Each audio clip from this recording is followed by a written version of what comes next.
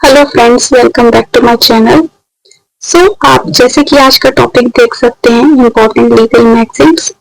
आज हम सभी इम्पोर्टेंट लीगल मैगजीन्स को यहाँ पर देखेंगे वन बाय वन। इससे पहले मैं आपको बता दूं कि जो हमारे लीगल मैगजीन्स का कॉन्सेप्ट है वो क्या है कि एक जो ट्रेडिशनल लीगल प्रिंसिपल्स होते हैं, छोटे छोटे शॉर्ट फ्रेजेस जो होते हैं, उनको प्रॉपर तरीके से यहाँ पर बताया जाता है इनकी एक्सप्लेनेशन के थ्रू। यानी कि ये एक शॉर्ट फ्रेजेस होता है और ये हमारा क्या होता है, काफी काम आता है किसमें, लीगल आर्गुमेंट्स के अंदर। एंड ये सिंप्लीफाई करता है बड़े बड़े कॉन्सेप्ट्स को छोटे से कॉन्सेप्ट के अंदर। सिंपल। अब आप देखिए, हम स्टार्ट करते हैं यहाँ पर अपनी पहली लीगल मैगजीन को, दैट इज एब इनिशियो। ये है एब इनिशियो। इसका मीनिंग होता है फ्रॉम द बिगिनिंग, यानी कि फ्रॉम द स्टार्टिंग। मीनिंग क्या है इसका, फ्रॉम द स्टार्टिंग। एक्सप्लेनेशन क्या है कि this means that something is valid और applicable from the very start और द बिगिनिंग। यानी कि अगर मुझे कोई भी प्रॉपर कंडक्ट की बात करनी है किसी भी सूट को लेकर के, तो मैं यहाँ क्या बोल सकती हूँ कि मेरा सूट जो था, मेरा दावा जो था, एब इनिशियो करेक्ट था, राइट था, सही लीगल प्रिंसिपल्स पर था। ये मैंने इसको एग्जाम्पल से बताया है। एंड नेक्स्ट मैं बात करूंगी एक्शनेबल पर से, meaning the very act is punishable and no proof of damage is required. यानी कि कोई एक्ट क्या है, पनिशेबल है, तो उसको हम क्या बोलेंगे, एक्शनेबल पर से, जहां पर किसी भी डैमेज की ऐसी कोई रिक्वायरमेंट भी नहीं है कि वो प्रूफ किया जाए। इसकी एक्सप्लेनेशन क्या है कि this refers to an action और behaviour that is inherently wrong or punishable without needing to prove any specific harm or damage caused। यानी कि क्या बता रही है ये मैगजीन हमें कि जो एक पर्टिकुलर एक्शन है या बिहेवियर है वो इनहेरेंटली रॉन्ग है, गलत है। सपोज मर्डर करना या फिर चोरी करना ये गलत है, तो गलत है, इसको कोई प्रूव करने की ऐसी नीड नहीं है।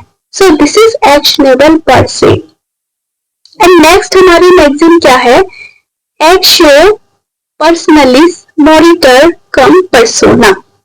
ये हमारी मैगजीन है एंड इसका मीनिंग है a personal right of action dies with the person ceases to exist. यानी कि जो किसी व्यक्ति का पर्सनल अधिकार होता है, यानी कि सपोज किसी एक व्यक्ति का कोई पर्टिकुलर अधिकार है, लाइक राइट टू लाइफ या फिर राइट टू डिग्निटी, इस तरीके से हम मान के चल सकते हैं। तो ये क्या होगा, उस व्यक्ति के रहते ही जिंदा रहेगा और उस व्यक्ति के जाने के बाद उसके साथ ही चला जाएगा। ये इसकी एक्सप्लेनेशन कहती है, when a person passes away any personal legal rights they had also gone away।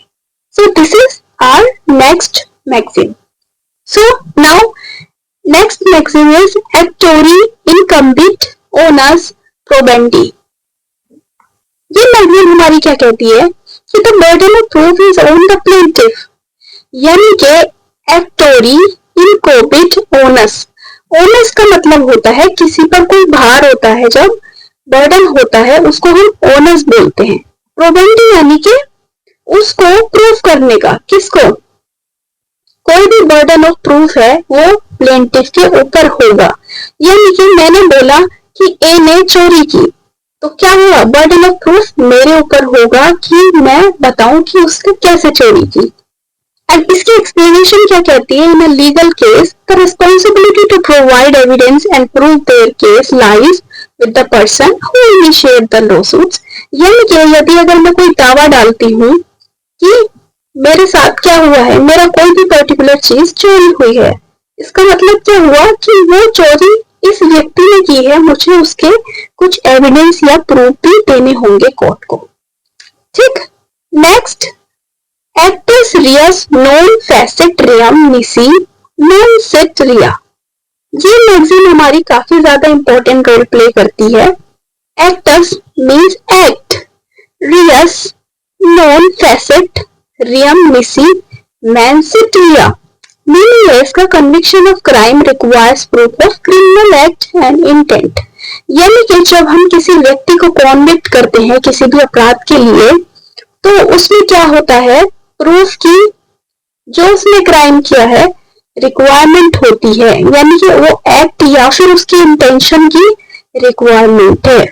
Explanation इसकी क्या कह रही है कि to be found guilty of a crime it is necessary to prove both that a wrongful act was committed। यानी कि हमें दो चीज यहाँ पर बतानी है। इस मैगजीन में दो चीजें हैं। फर्स्ट हम कहते हैं फैसिट, सेकंड हम कहते हैं मेंस। ये दो टर्म हमारी काफी ज्यादा इंपॉर्टेंट है। फैसिट का मतलब होता है फैक्ट्स। कोई ना कोई फैक्ट ऐसा होना चाहिए जिससे क्या हुआ, उसका कोई ना कोई एक्शन हुआ, यानी कि एक्ट सीरियस। कोई एक्ट, कोई रॉन्गफुल एक्ट होना चाहिए, तभी हम उसको क्या बोलेंगे कि ये अपराध हुआ है। सेकंड उसकी इंटेंशन। इंटेंशन कैसी होनी चाहिए? क्रिमिनल इंटेंशन, जिसको हम मेंस रिया बोलते हैं। तो किसी भी अपराध को घोषित करने के लिए दो चीजें इंपॉर्टेंट होती हैं, एक्टस रियस और मेंस रियस। सो नेक्स्ट हम बात करते हैं एड होक। एड होक का मीनिंग होता है फॉर द पर्टिकुलर एंड और केस एट हैंड। यानी कि जब कोई केस प्रॉपर तरीके से क्या होता है, स्पेसिफिकली बता दिया जाता है। जैसे कि समथिंग डन और created specifically for a particular purpose और सिचुएशन, उसको हम बोलते हैं एड होक। यानी कि वो चीज पर्टिकुलर टाइम पे काम कर रही है या उसका काम हो गया है। नेक्स्ट हम बात करते हैं एलईबी। इसका मीनिंग है at another place elsewhere. LEB हम इस्तेमाल करते हैं बेसिकली, ये हमारा section 11 of Indian evidence act पर लागू किया जाता है। बेसिकली मैं इसको एक एग्जांपल से बता रही हूँ। एलईबी का मतलब होता है एट अनदर प्लेस और एल्सवेयर। जब कोई व्यक्ति किसी पर्टिकुलर जगह पर ना होकर के किसी दूसरी पर्टिकुलर जगह पर मौजूद होता है, तो वो प्ली ऑफ एलईबी का भी सहारा ले सकता है कि सपोज सहारनपुर में कोई अपराध हुआ और वो व्यक्ति उस टाइम दिल्ली में मौजूद था, तो अपराध सहारनपुर में हुआ, तो यहाँ वो क्या कर सकता है, उसके ऊपर यदि कोई वो अपराध होने के क्या आ जाता है कि इस व्यक्ति ने किया है, तो वो प्ली ऑफ एलईबी का सहारा यहाँ ले सकता है कि that he was present at Delhi at that particular time. So इसकी एक्सप्लेनेशन क्या कहती है? द क्लेम और evidence that someone was in a different location at the time of a crime was committed, providing them with an alibi और an alternative explanation. So simple बात इसकी यही हो जाती है। नेक्स्ट है एमिकस क्यूरी। एमिकस क्यूरी का मीनिंग है अ फ्रेंड ऑफ कोर्ट और member of the bar who is appointed to assist the court. यानी कि एमिकस क्यूरी क्या है? एक फ्रेंड ऑफ कोर्ट हम इसको नॉर्मली मानते हैं, या फिर मेंबर ऑफ बार जो अपॉइंट किया गया है या फिर असिस्ट किया गया है कोर्ट के अंदर। इसकी एक्सप्लेनेशन है कि एन इंडिविजुअल और ऑर्गेनाइजेशन, कोई भी ऐसा पर्टिकुलर व्यक्ति या फिर कोई organisation who is not directly involve in a case but offer their expertise. यानी कि वो उस पर्टिकुलर केस में इन्वॉल्व तो नहीं होता, लेकिन क्या करता है, अपनी एक्सपर्टाइज से, अपने ओपिनियन से क्या करता है, गाइड करता है कोर्ट को। सो इसको हम बोलते हैं एमिकस क्यूरी। सो इतनी बात हो जाती है हमारी सभी लीगल मैगजीन्स को लेकर के।